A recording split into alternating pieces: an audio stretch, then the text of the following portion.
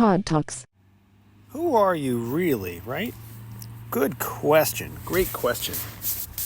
You know, I was a little kid, and I don't know if I was 8 or 10 years old, but around that age, I remember writing to my grandmother and asking her, why are we here? Who am I? Who are we really? And over the past year, plural, I mean, gosh, well over 40 years, I've been on this quest. Granted, when I was a kid, I was in judo practice, so I started tying martial arts into this quest. Simultaneously, I was going to church. My mother had me going to church and going to catechism and learning about God and all that. At the same time, had a self-interest in learning about the spiritual mind. I remember getting ninja books and Zen books and martial arts books and ninjutsu books and trying to learn all that stuff at the same time. So my spiritual endeavor, if you will, has lasted a lifetime. And that's what it is. It's a lifetime commitment. And even to this day, working on a good amount of spirituality. I'll go to church like this past Sunday. I went to church. I went to St. Paul's Cathedral, and it's a big, beautiful Catholic church, and I had a spiritual moment. It was beautiful. I just felt the presence of God in my heart. I just felt good. I was going to get communion. I got emotional inside about it. I have these emotional, spiritual experiences. It's just incredible. And, that particular morning, I woke up, and that's sort of what spoke to my conscience. My spirit was saying, hey, you need to come to this church, and, that's where I went. And it's different for everybody. A spiritual experience can be all different kinds of things.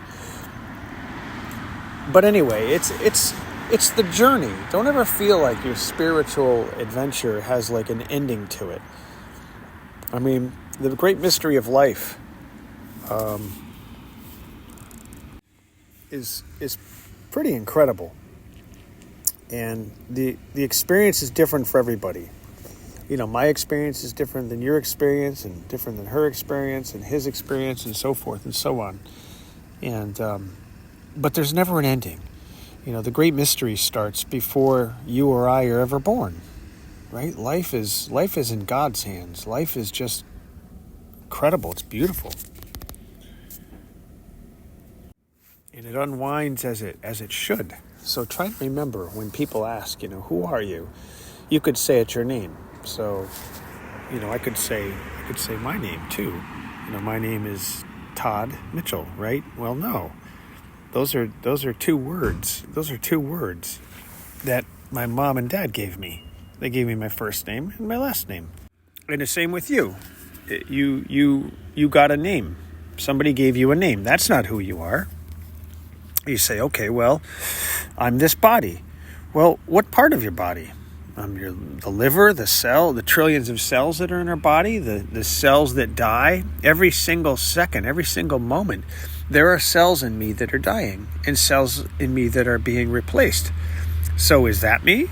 And I know it's kind of deep and broad, but this is for people listening that are interested in this type of stuff. And I think it's very interesting. It's very profound to think about it because it helps us know who we really are. Think of it like this.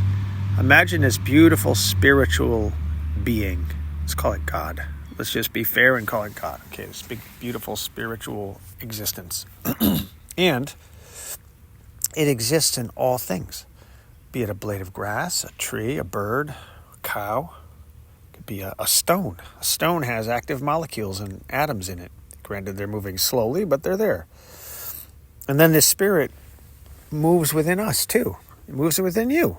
So imagine this spiritual existence, and it's living temporarily in various different shells. So we have this human body. We call it a human body, right?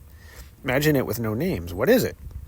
It is what it is, right? I am that I am, as it says in some scriptures. But hey, try to think about it without a name. And so here's this body, but we have this thing called consciousness and intelligence, intellect and consciousness. And we're able to control that, aren't we? It's kind of like a superpower. So it's like we can imagine moving this way or imagine moving that way. That's why in martial arts we use the power of intention. Or in psychology, we use the power of intention. I intend to be this. I intend to be a healthier person. I intend to be a kinder person. We have that intention. We have the ability to shape some of our lives, not all of our lives, right? We can't control a lot of what goes on in our lives, in our bodies, and other people's lives. But we do have some control with our intelligence and our consciousness. And that's what's wonderful. So what I try to do is teach that, because that's what I'm learning as I go along. Fascinated by these teachings of who we really are, or who you really are. You know, you are not your skin. You are not your emotions. You are not your emotions. A lot of people think that you are your emotions. But you're not your emotions, because your emotions are constantly changing. Your emotions might be things that you cling on to. It might be a personality trait that you come up with a false sense of self over. Meaning, like, let's say you find yourself to be sad, and you say to yourself, "Oh, I'm sad. I'm depressed." Well, no, you're not. You're a lot of different things. You have a lot of different emotions on a day-to-day basis. You're not always depressed. It's constantly changing, so you can't identify with that. So the point is being able to identify with the truest version of yourself, because that's who you really are, and that's who I really am. And so by honoring that and accepting that and working with that, it allows you to allow life to sort of unfold naturally and beautifully and spiritually. And it's really delicious. It really is. If you can at least contemplate that today, contemplate the possibility that you are much more than you think you are. You're going to have interests. You're going to have things that are interesting to you that might not be so interesting to others. I like art and design, creativity, and that type of stuff. It's not for everybody.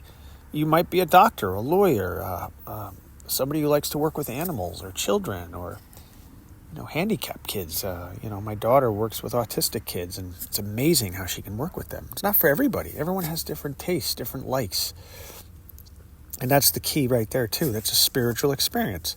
Most people go through life very unhappy because they're not really living out their spiritual life.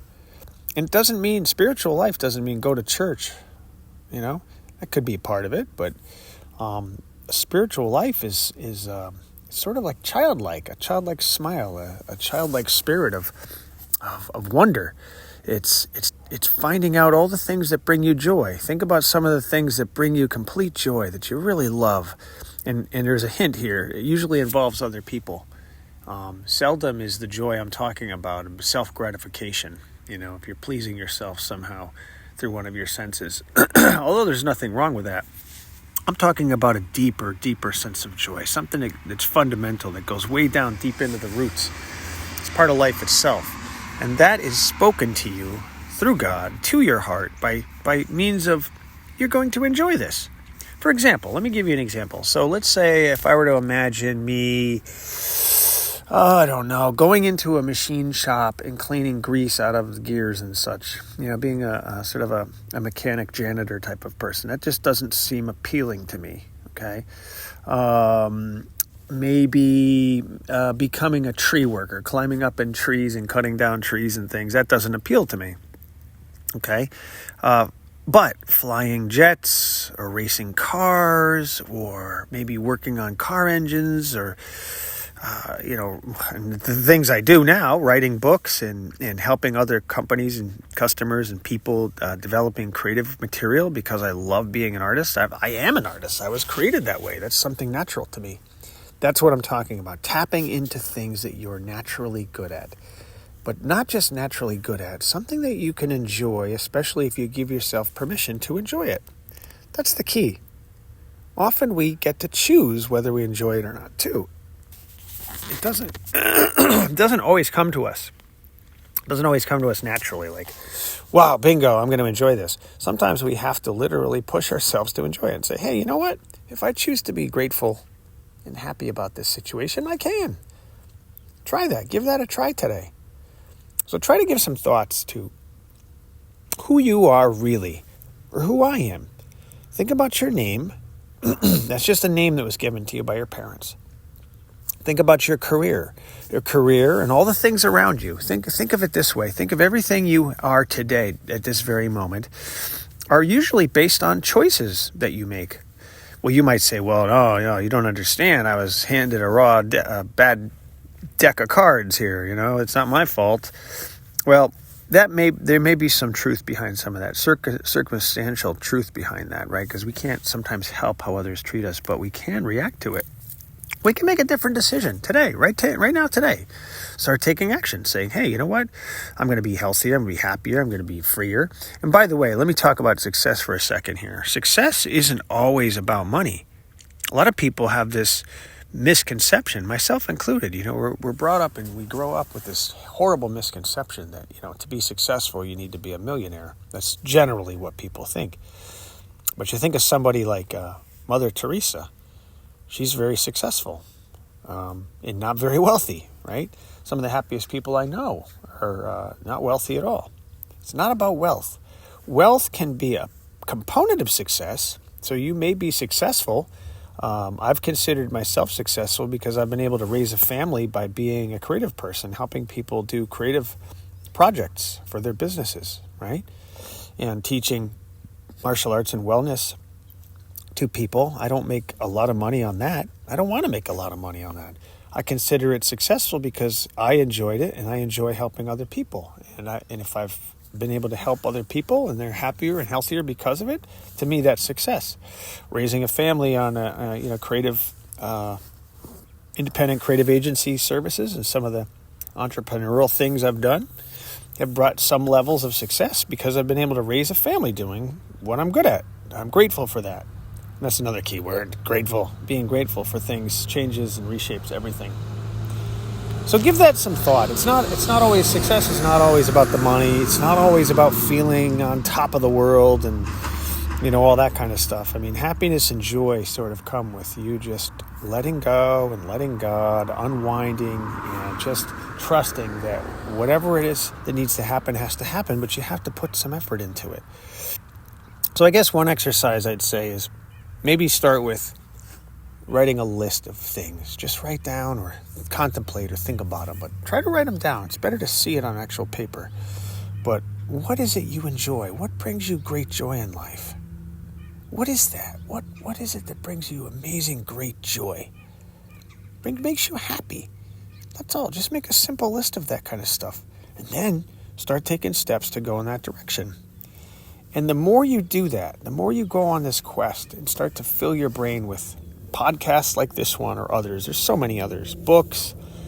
I'm constantly feeding myself with videos on like Eckhart Tolle and Wayne Dyer and Joyce Meyer and Bob Proctor and so many others.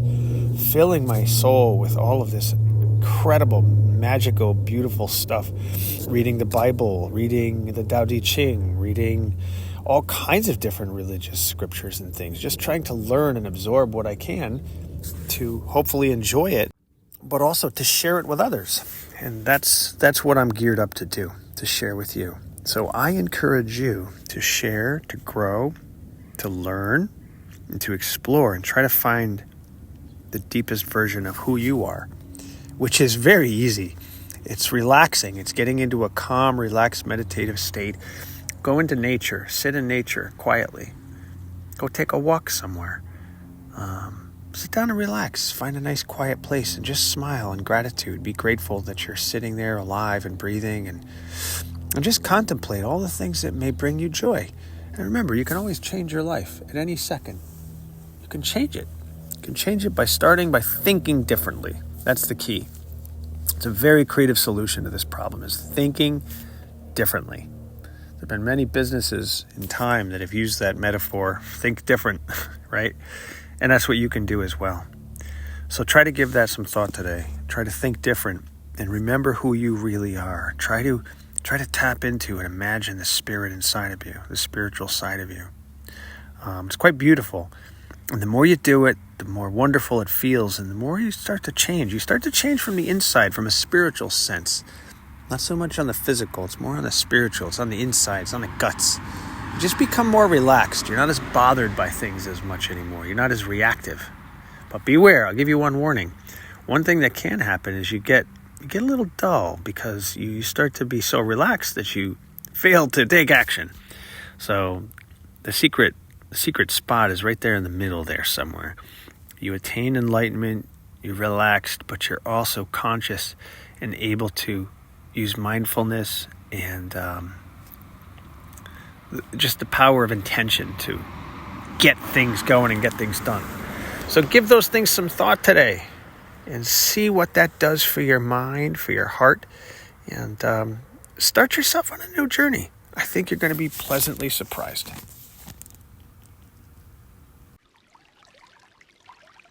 I'm Todd, a lifetime artist and passionate creative professional with over 30 years of incredible experience. A wellness, martial arts, Zen, and spiritual teacher, imaginative entrepreneur, and honored husband, father, and grandfather. I'm driven to helping others achieve their personal, professional, and spiritual best. You can find me online at todd'szen.com or mitchellcreativegroup.com. Thank you.